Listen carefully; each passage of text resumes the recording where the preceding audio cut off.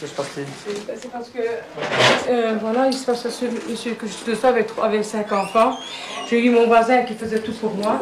Maintenant, il me fait des menaces de tout. J'ai peur de lui. Depuis le matin, il me cherche misère. Il m'insulte de putain. Il me dit que je vais faire des pompiers aux hommes, que je vais attraper le sida et tout ça, et que je vais... Que quand je mourrai, je mourrai de quelque chose. Et il a fait offrir... il avait payé l'assurance du gamin. Un cadeau, parce que moi je suis chômeuse, je ne savais pas le faire. L'assurance de quoi? D'une moto, hein. Oui, son petit moteur, c'est tout. Et les ramasses sont venus comme ça, c'est tout. Maintenant, il arrive à 5 heures, il a voulu m'offrir... Non, il m'a demandé, Michel, est-ce que je peux avoir une tasse de café? Je dis, tu as encore l'audace de venir ici me demander du café, après tout ce que tu as raconté à les voisins. S'il y avait une histoire que... Je vais aller trop vite pour parler. C'est une histoire d'un an et demi que j'habitais ici. Dans cette maison-là, j'ai toujours eu besoin de lui pour donner un coup de main. Sa femme, elle est sourde-muette. Et il a dit sur le chemin que j'avais gâté son âge, c'est tout. Et moi, je vous demande de faire quelque chose qui me laisse tranquille parce qu'il fait des menaces. Et ce monsieur-là, c'était quoi pour vous? Rien du tout, rien. Il m'a juste... je ne voulais pas. Il est venu travailler un petit peu chez moi à la rue de Cou. Il est sorti de ma salle de bain, il était presque tout nu. Et là, il m'a mis un mouchoir, mais ça, je vous parle de ça dans un an et demi. Ça.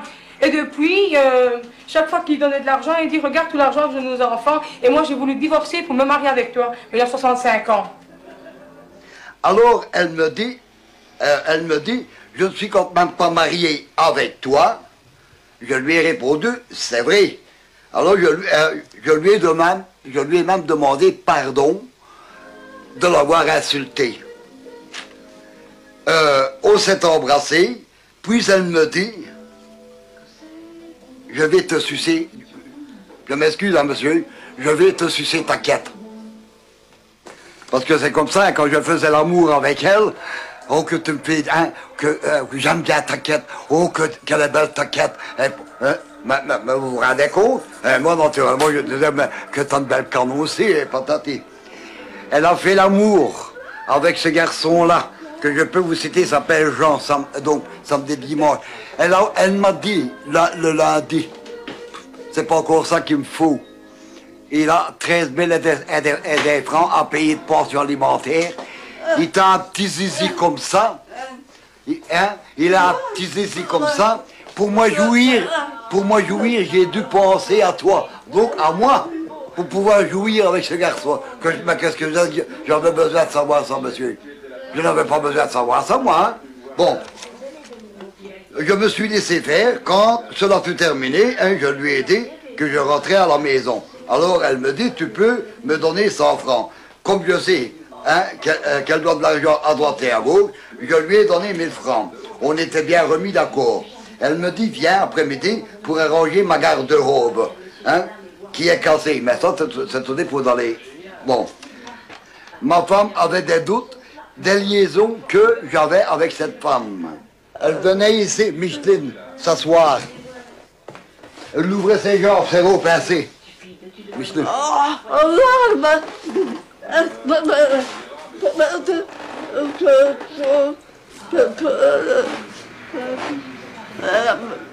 Vraiment provoqué.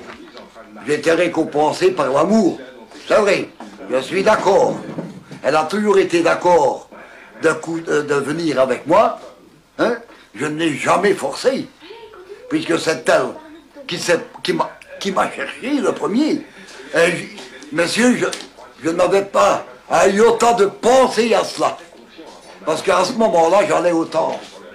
Donc je ne pensais, j'avais pas.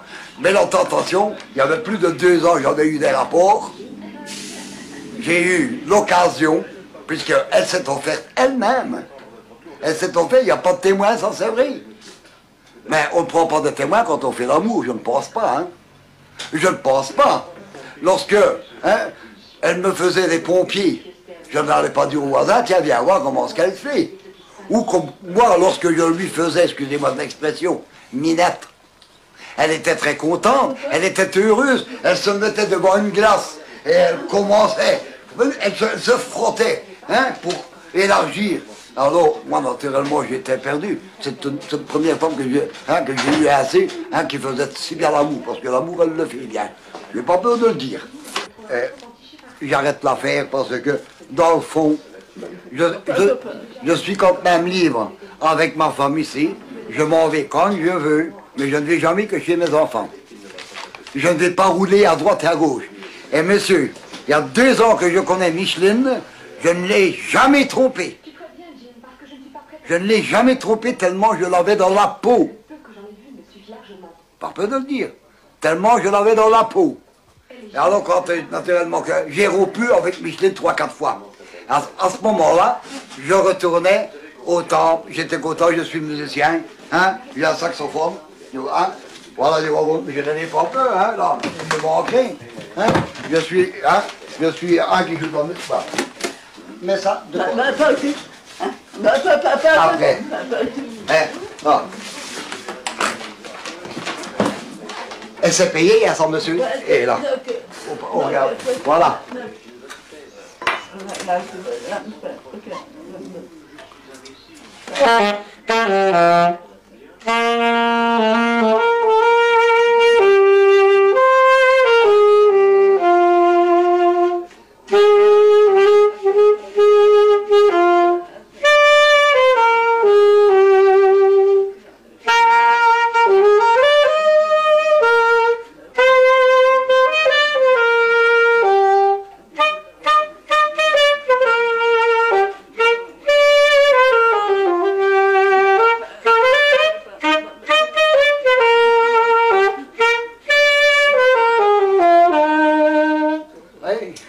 C'était une belle mélodie, hein.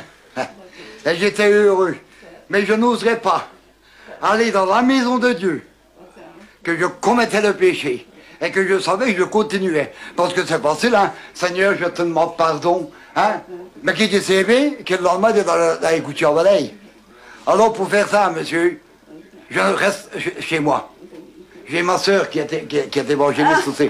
Que 2 fois elle me téléphone. Elle me dit, mon mec, tu ne vas pas perdre ton âme pour une femme.